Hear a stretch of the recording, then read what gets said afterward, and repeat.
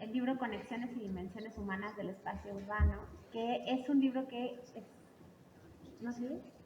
¿No me oigo bien? Sí, ¿no? Que es un libro que es emanado del trabajo de nuestro seminario de investigación. Este librito salió en agosto y me interesa platicarles sobre él, nos interesa a los tres, en gran medida porque aquí vemos que sobre todo hay alumnos y las humanidades digitales son un ámbito en el que ustedes tienen que empezar a incursionar. Y bueno, obviamente ahora que terminemos la presentación extenderemos la invitación, pero la invitación a participar con nosotros está siempre abierta, ¿no? Bueno, el seminario multidisciplinar Dimensiones Humanas e Imaginarios del Espacio Urbano, instalado en el programa de investigación de la FES Acatlán, tiene como objetivo principal el ser un espacio en el cual investigadores dedicados a estudiar diversos aspectos, aspectos humanos e imaginarios de lo urbano puedan exponer sus trabajos y ser acogidos en un foro de discusión crítica y abierta, además de convertirse en semillero de proyectos y publicaciones conjuntos como esta, ¿no? Para alcanzar estos objetivos, el seminario creó el proyecto PAPIT PA 400-120, Conexiones y Dimensiones Humanas del Espacio Urbano, el papel de la cartografía y las humanidades digitales, que entre sus objetivos se propuso la realización de un repositorio digital abierto de mapas multimediales emanados del trabajo de diversos investigadores de diferentes disciplinas dentro de las humanidades y las ciencias sociales. Este repositorio permite no únicamente consultar los documentos cartográficos, sino ponerlos en relación entre ellos y con la producción académica textual, de manera que se aprovechen las nuevas maneras de producir conocimiento desde el mundo digital y resulte útil no únicamente para visualizar datos, sino para registrar conexiones y relaciones de las distintas disciplinas dentro del espacio acotado de la Ciudad de México. Michel Foucault señaló que si la gran obsesión del siglo XIX había sido el tiempo, la nuestra sería más bien una época del espacio. Y su predicción fue atinada, ya que ha existido a partir de la segunda mitad del siglo XX un giro espacial en las artes y en las ciencias de manera más o menos generalizada. Bertrand Westphal, académico de la Universidad de Limoges y creador de la teoría geocrítica, también señala que se puede observar de manera generalizada y en todas las ramas de la teoría un léxico que tiende de manera creciente hacia la espacialidad y la geografía, sin contar que las cartografías y mapeos son metodologías que paulatinamente han devenido más populares en los análisis de las ciencias sociales y cada vez más en las humanidades. En Puguna Post-Critique de Text, el teórico señala los muchos factores que han contribuido al creciente interés por interrogar el espacio y nuestras percepciones de este desde diversas disciplinas. La radical politización del espacio después de la Segunda Guerra Mundial, la reflexión acerca de la reconstrucción de las ciudades arrasadas, la gradual descolonización, la globalización y los avances tecnológicos, entre ellos la aeronáutica, la telefonía, la televisión, la exploración del espacio exterior, el Internet, entre otros, que por una parte han suprimido en distintos grados la distancia y sus efectos, mientras que trastocan nuestro sentido de la espacialidad y del habitar por la otra. Los discursos posmodernos y postestructuralistas han sido esenciales en el aquecimiento del giro espacial, pues esta atención a la localización y al contexto, el reconocimiento de su importancia y de su inevitable implicación en la construcción del conocimiento, se corresponden indudablemente con el rechazo de la universalidad y de las narrativas unívocas. De acuerdo con Robert Talley, que es uno de los más grandes teóricos de la geocrítica, el giro espacial en la teoría y la crítica es un reconocimiento del grado en que las cuestiones del espacio, lugar y mapeo habían estado subrepresentadas en la literatura crítica del pasado. Los escritores, críticos y teóricos cuya obra se ha ocupado directa o indirectamente de tales asuntos en los últimos años intentan no solo remediar este antiguo descuido, sino proponer nuevas formas de ver el mundo en el que muchas de las antiguas certezas se han convertido por lo menos en inciertas. El giro espacial es, pues, un giro hacia el mundo mismo, hacia una comprensión de nuestras vidas como situadas en un conjunto móvil de relaciones sociales y espaciales. De una forma u otra, necesitan ser mapeadas.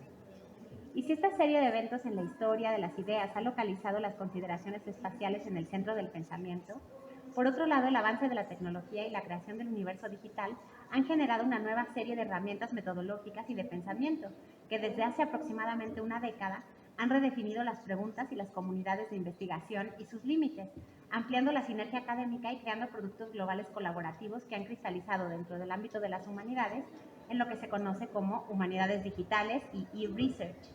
Dominique Bing, en Humanidades Digitales, la cultura frente a las nuevas tecnologías, Las define como todas las disciplinas científicas que capturan, analizan y presentan las dinámicas culturales y sociales pasadas, presentes y emergentes mediante herramientas informáticas y el cálculo. Se refieren a todas las ciencias humanas y sociales y a las actividades patrimoniales, incluyendo los archivos y las bibliotecas, culturales y sociales que las tratan, por ejemplo, redes sociales informáticas.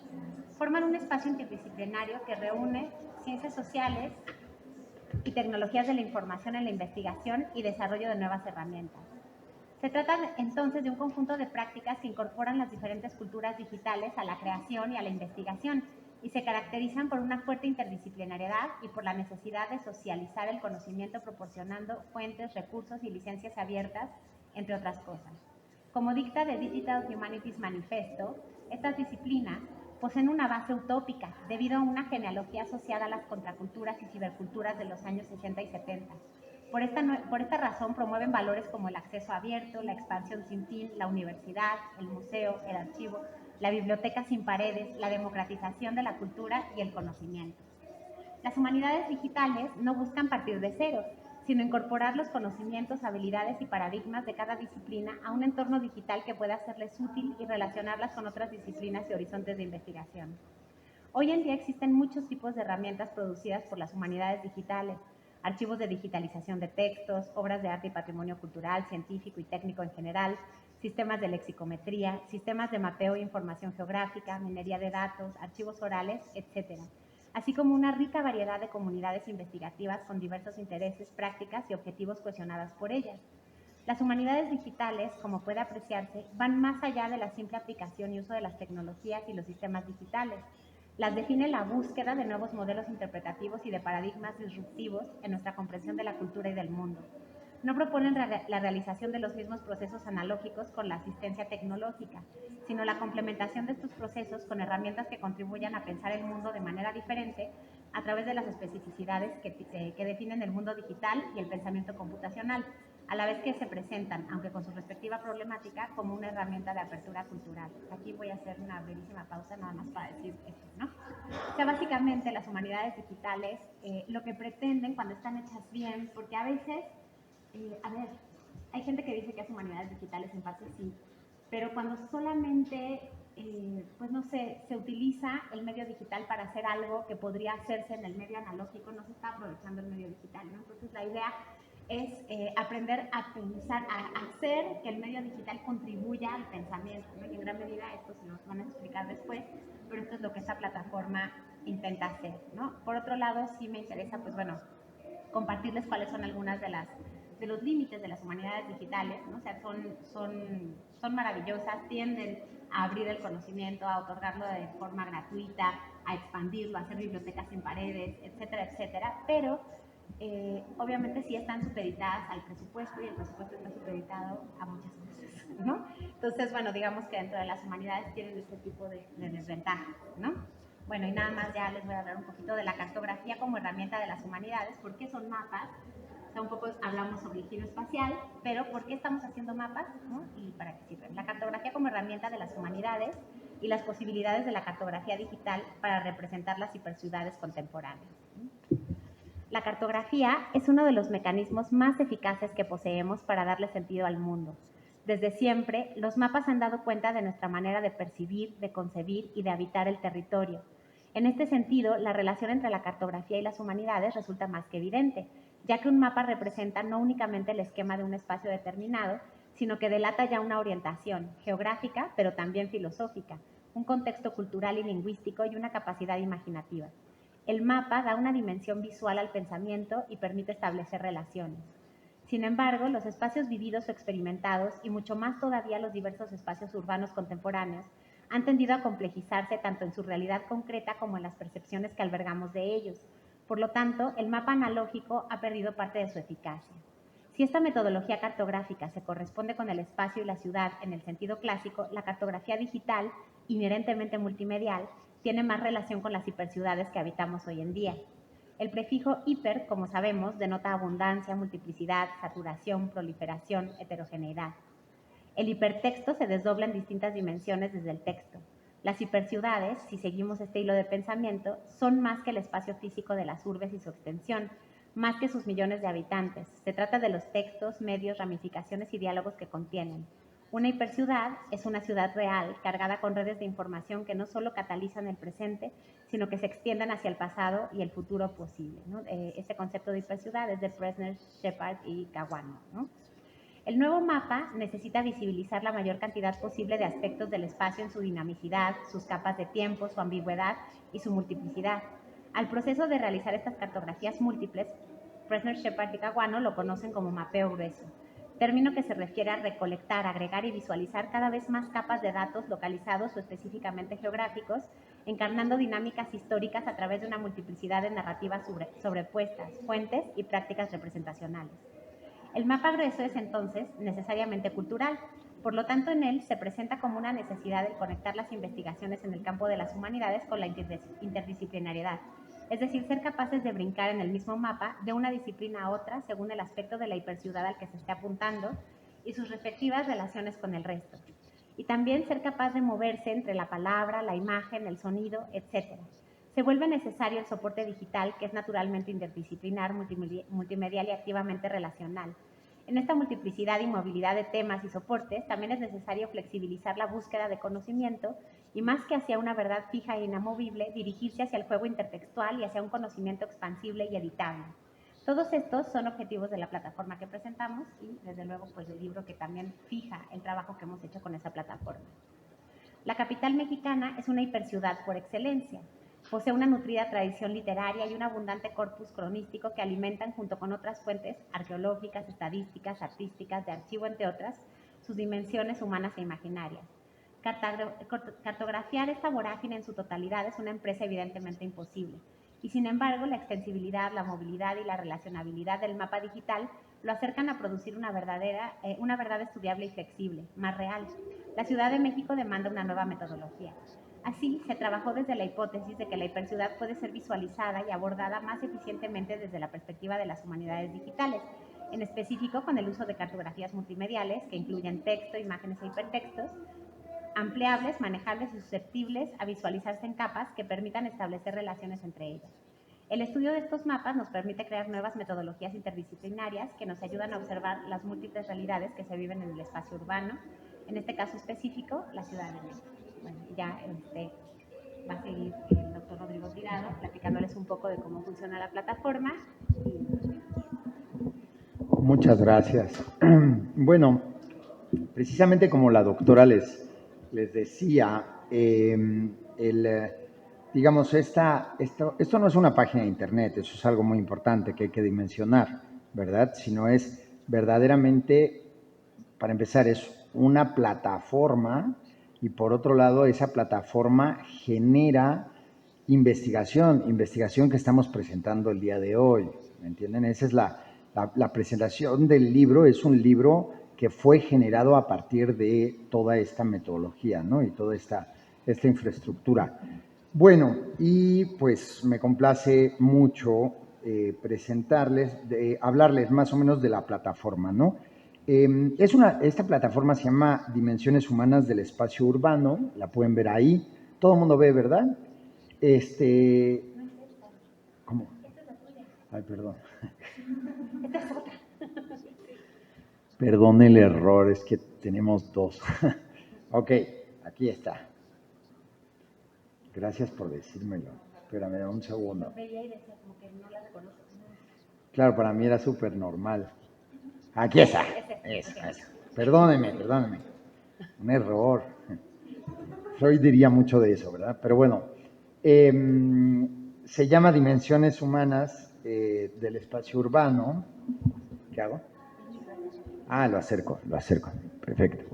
Se llama Dimensiones Humanas del Espacio Urbano y fue creada con el trabajo conjunto de académicos humanistas especializados en el estudio del urbano y consultores de una empresa llamada BIRC.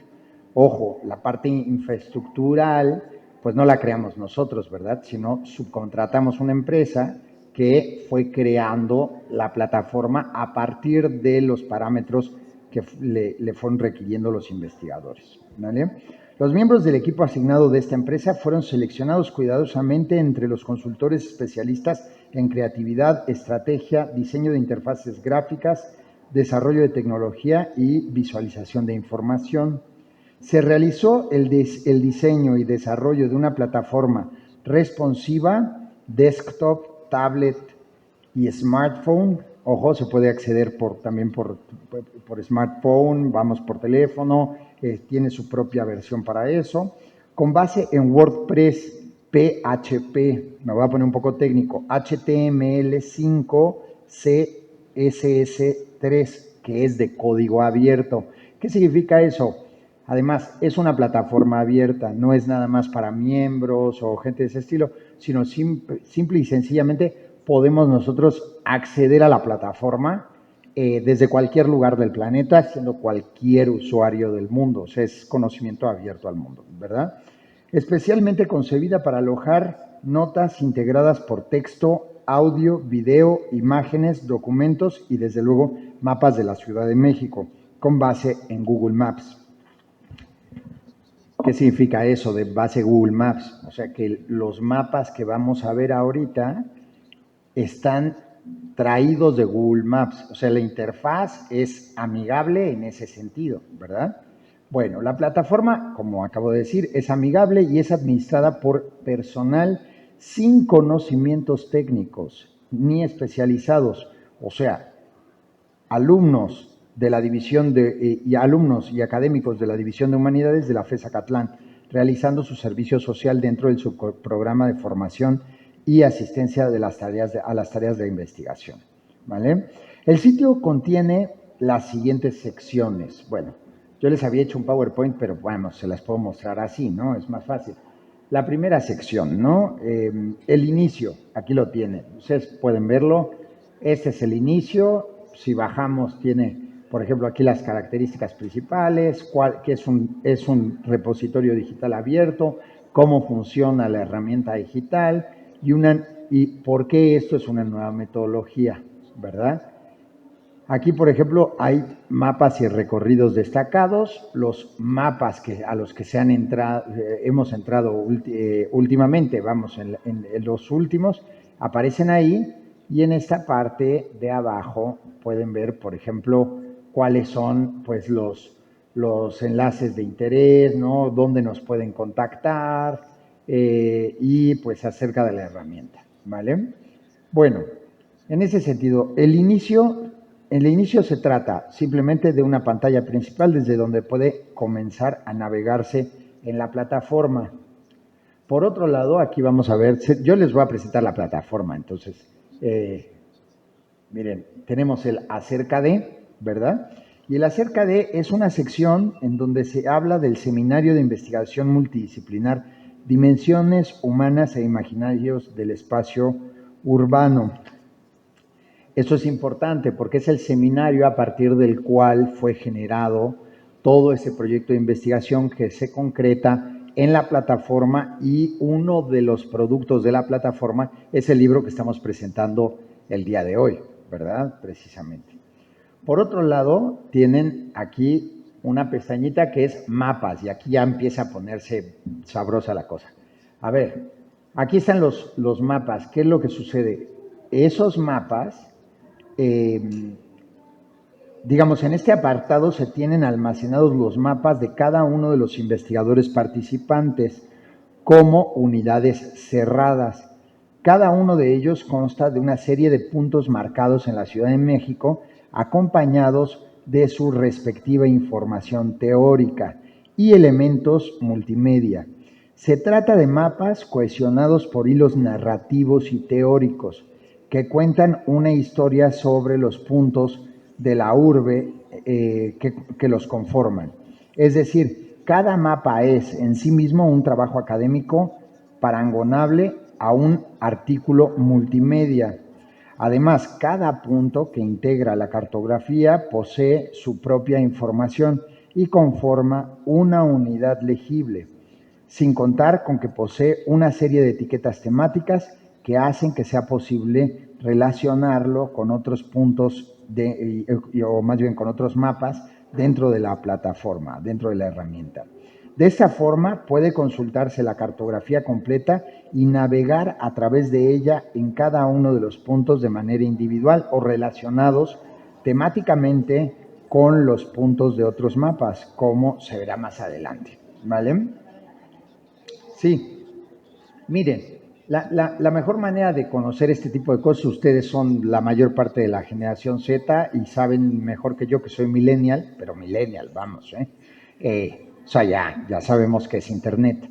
Que la mejor manera de familiarizarse con estas cosas es usándolo, ¿no? Hay que usarlas. Entonces, ¿por qué les digo esto? Miren nada más, vamos a poner, yo qué sé, un mapa cualquiera, ¿no? Los pasos funcionalistas recorrido por la obra de Juan O'Gorman en la Ciudad de México. Miren, aquí tienen uno. ¿Ya vieron? Entramos y rápidamente, perdónenme. A la derecha van a encontrar, digamos, una introducción teórica que como que resume el artículo mapa, ¿no? O sea, es como empezar a ver de qué trata y luego se ven todos los... Aquí está, sí, o sea, por así decirlo, ahí está la narrativa del mapa, ¿verdad? En donde ustedes se desplazan, aquí van a encontrar montones, ahorita les enseñamos otras cosas. Vean, por ejemplo, ¿no? Tenemos un video metido dentro, es completamente multimedial. Cada uno de esos puntos que ven en el mapa tienen información. Voy a abrir dos, ¿no? Para que se vea así coqueto. Ojo, esto mal, pero bueno, muy bien. Abro dos ahí y entonces ustedes pueden ver que, por ejemplo, la Sala Revolución Mexicana y la Casa Estudio de Diego Rivera y Frida Kahlo. ¿Qué hacemos? Podemos leer un poco sobre ese punto y podemos ver una imagen, pero a la vez nos podemos meter al punto y el punto en sí es, por otro lado, pues vamos, tiene sus propias imágenes, ¿verdad? Habla de, pues precisamente la Casa Estudio de Diego Rivera y demás. ¿Qué es lo que sucede? Esto es la parte más importante, ¿no? En el momento que se hacen los mapas, esos mapas abrevan de ciertos puntos que hay en la ciudad, pero esta plataforma permite que haya, digamos, que un mapa tome puntos también no mapeados por el autor, ¿me entienden? Sino puede tomar prestados otros puntos que le pueden ser, pues, convenientes para establecer, pues una, por así decirlo, una narrativa, ¿no? Bueno, eso los mapas. Me gustaría enseñarles más mapas, pero ahorita les voy a enseñar el mío, pues que conozco muy bien, ¿no? Entonces ahí se los voy a presentar rápidamente.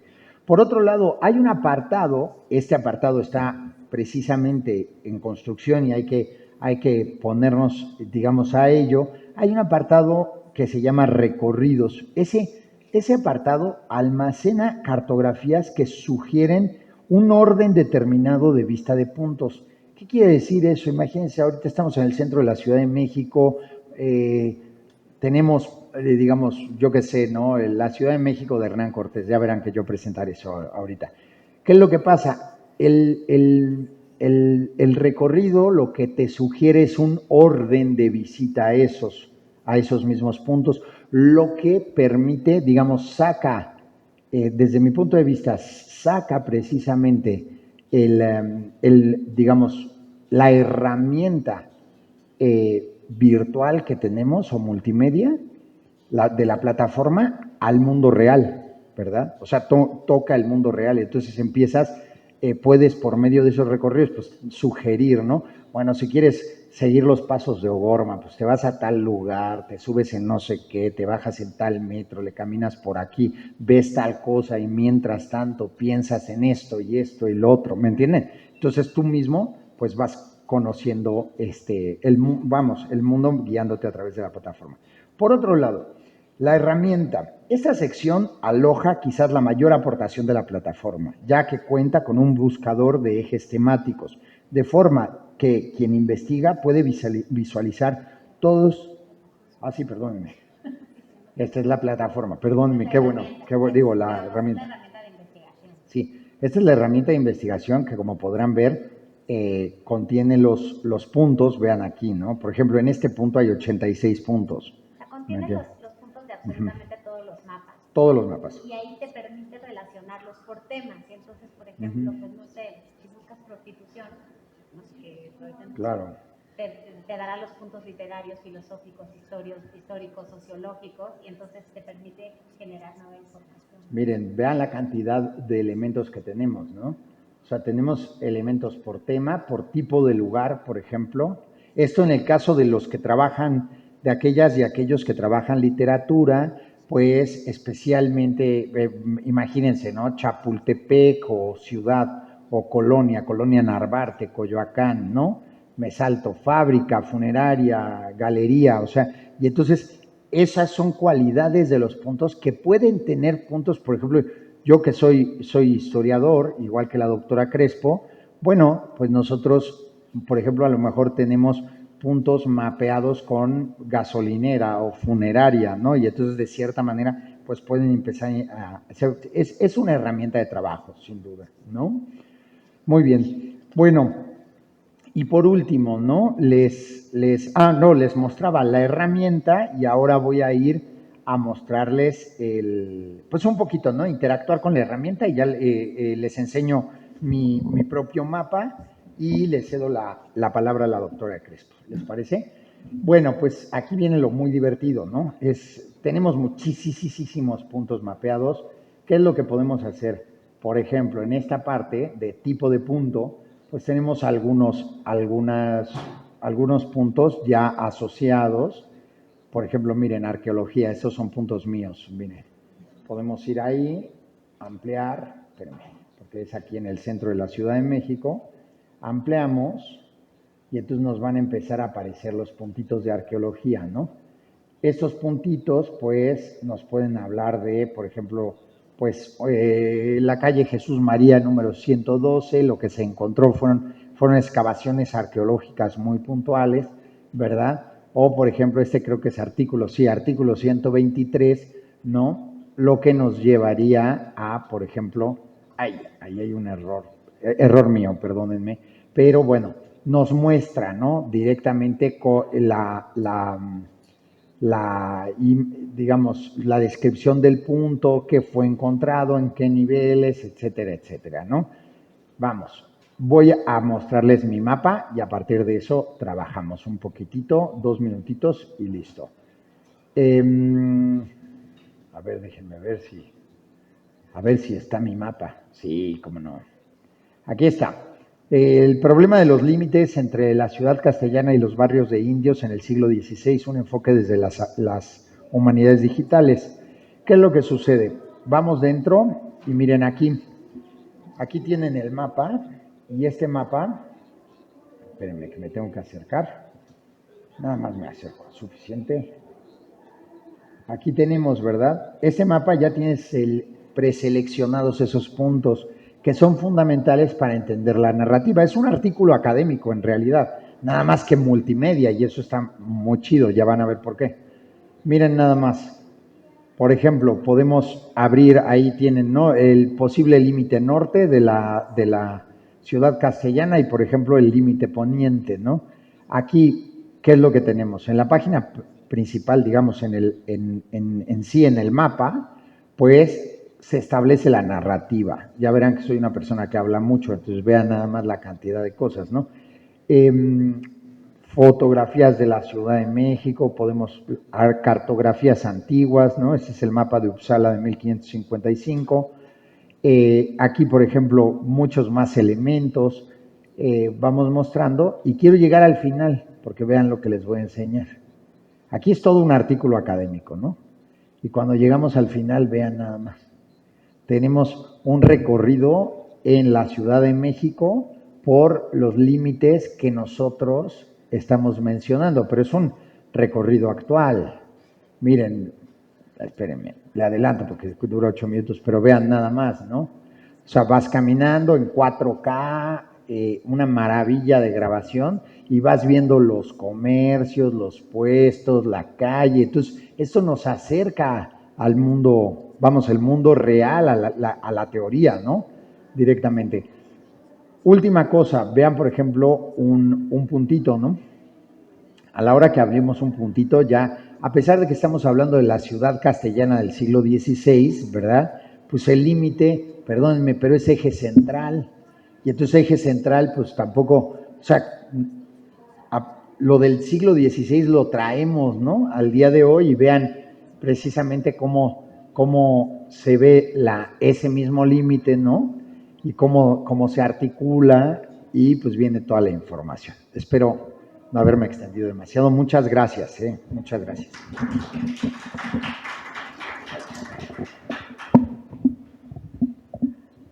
Hola a todos, buenas tardes, gracias por acompañarnos.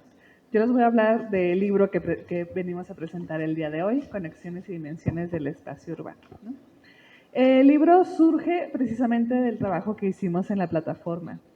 7 investigadores de la Facultad de Estudios Superiores de Zacatlán, pero también de la UNAM, del CDCU, nos dedicamos a desarrollar o a construir desde nuestros mapas un trabajo académico que ahora estamos publicando.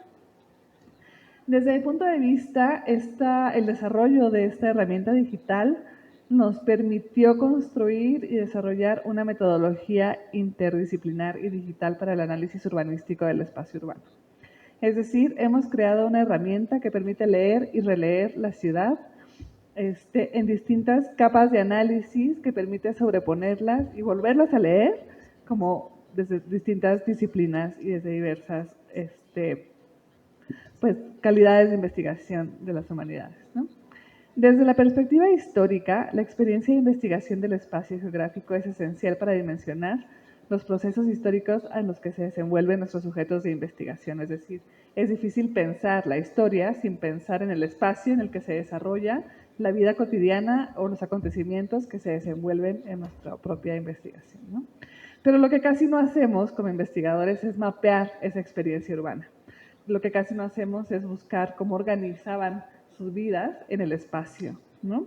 Y esta herramienta eso es lo que te permite ver a tus sujetos de estudio en un ambiente vivo y en constante cambio y transformación, ¿no?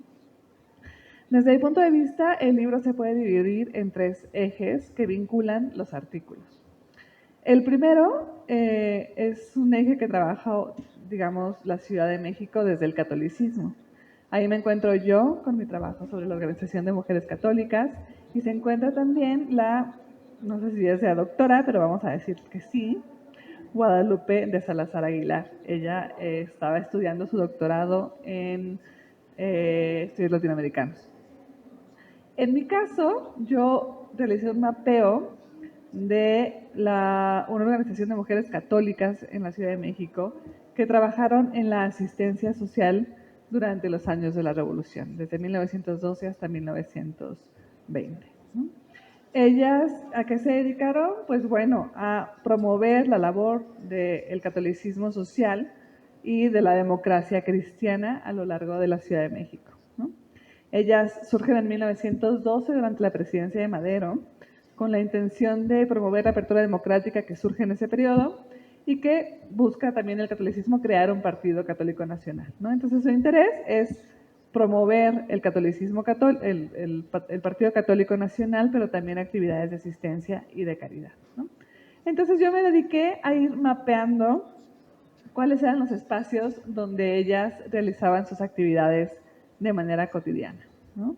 Yo tenía, porque afortunadamente mis fuentes me lo daban, las direcciones de los lugares donde ellas trabajaban, y a lo que me dediqué fue a buscar qué había en esos lugares, y para mi sorpresa la mayoría que había eran parroquias, ¿no?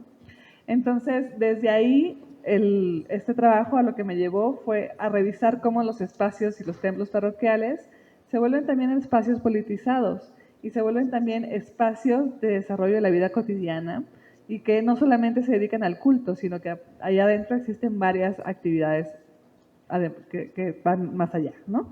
Como por ejemplo, había escuelas para obreros y para niñas y niños huérfanos que se desarrollaban dentro de los templos, ¿no?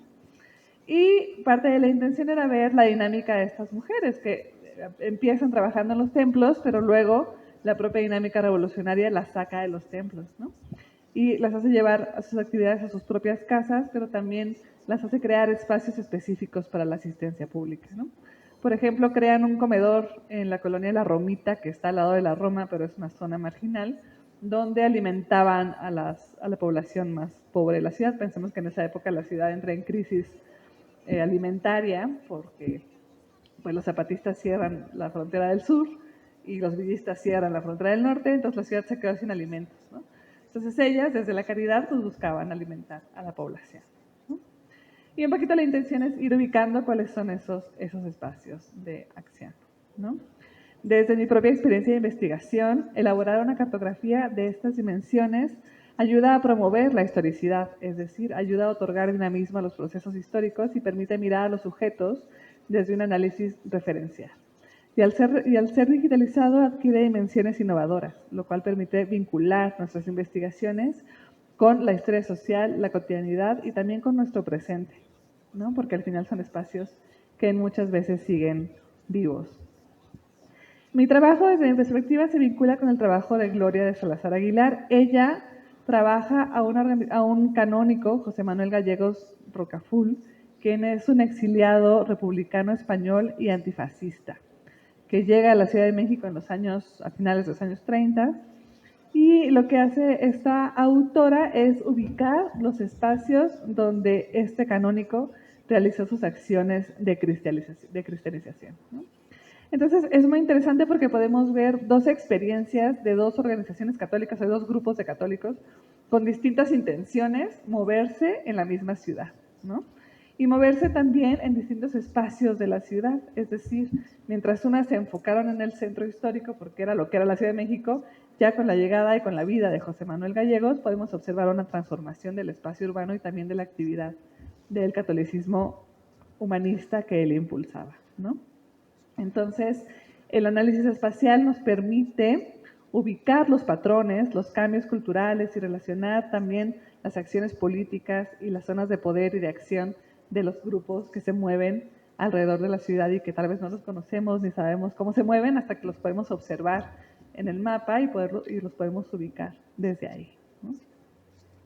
La dimensión histórica no es la única que se trabajó en este libro, al contrario, se trabajan también las dimensiones del espacio literario, ¿no?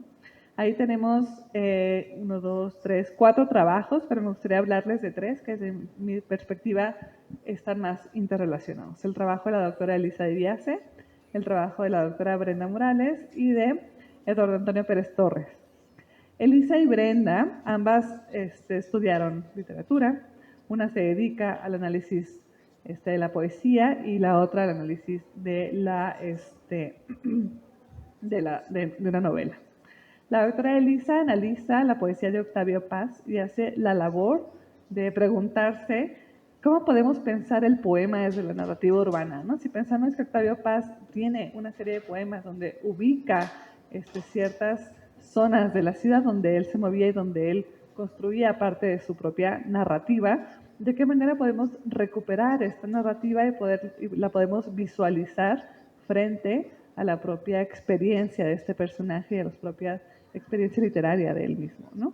Así, desde mi punto de vista, su texto nos ayuda a recuperar no solamente el poema, sino una experiencia audiovisual y una experiencia de vida en torno a nuestra propia lectura, ¿no? O sea, poder agarrar a Octavio Paz, leer su poema y luego agarrar tanto en la plataforma como bien caminar hacia la calle Galeana y empezar a ubicar los lugares, las zonas de las que él habla, es una experiencia maravillosa, ¿no? En el caso de Brenda, ella trabaja una novela que se llama Conjunto Vacío, que describe una desaparición forzada. Brenda nos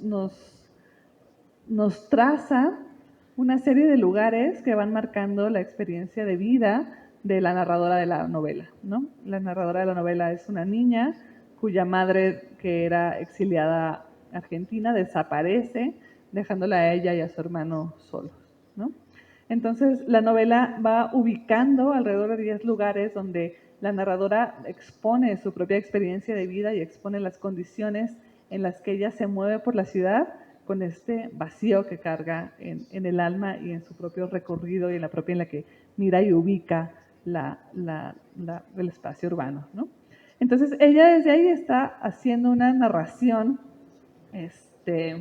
espacial de un proceso que va vinculando no solamente una experiencia urbana, sino también una experiencia de un vacío emocional que carga la propia autora, ¿no? corro. En los últimos trabajos, el trabajo de Eduardo, él analiza el final del periférico. Es una novela también, pero él lo hace desde la perspectiva de la geografía, ya que Eduardo es geógrafo de profesión. Y desde ahí él va ubicando cómo en los años 70 un joven analiza y describe su propia vida y su propia disfrute de la ciudad viviendo en Cuemanco. O sea, cómo desde Cuemanco en los años 70 tenía que cruzar la ciudad para poder avanzar hasta aquí.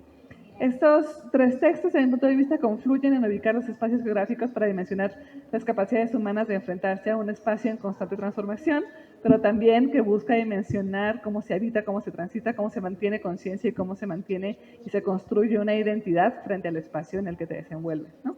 Y por último, el último elemento o eje que construye este texto es el de los textos de María Gutiérrez Padilla y el de Rodrigo Tirado. Ambos textos abordan el periodo de la conquista, ¿no? Solo que el de María lo hace desde una perspectiva de la crónica de Bernal Díaz del Castillo y lo relaciona con la figura de héroe caballeresco de Hernán Cortés, ¿no? Y ella desde ahí narra y reconstruye la ciudad de Hernán Cortés, ¿no? O sea, cómo Hernán Cortés también se movía por una ciudad con dimensiones distintas en ese centro histórico, ¿no? Y el de Rodrigo, él ya se los explicó, así que yo no voy a ahondar más, pero son dos textos que se vinculan justamente por relación de esta primera ciudad de México que surge a principios del siglo XVI y que mantiene cierto contacto con una ciudad totalmente nueva y que se proyecta de manera vivencial en nuestro presente, ¿no? Pero que también podemos jalar elementos de 400 años atrás en estos textos, tanto literarios como narrativos. Muchísimas gracias, espero sea un libro que puedan adquirir y que les guste a ustedes leerlo y que les dé una nueva dimensión del espacio y la ciudad que habitan también ustedes. Gracias.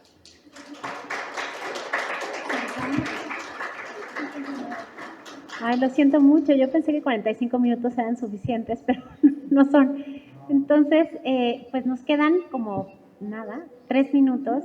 Entonces, básicamente, pues queríamos decirles que, bueno, el libro está ahí, está disponible, si lo quieren consultar. Creo que es interesante como empezar a explorar estas cosas, pero además esta plataforma sigue alimentándose y ustedes pueden, si quieren, hacer su servicio social, ya sea conmigo, con la doctora Crespo o con el doctor Tirado, planteándose una cartografía de la Ciudad de México desde alguna de sus perspectivas, ¿no? Ya sea histórica, literaria. Entonces, bueno, la invitación para entrar a esto queda abierta y yo creo que si tienen dudas, nos las hacen en el pasillo. Las preguntas las pueden hacer en el pasillo. Si quieren adquirir el libro, aquí ustedes encuentran el código QR, es un libro digital, porque si somos humanidades digitales tenemos que hacer un libro digital, entonces se encuentra aquí y ustedes pueden acercarse aquí a tomarle fotos al QR que los llevará directo al enlace programado. Muchísimas gracias por acompañarnos. Gracias.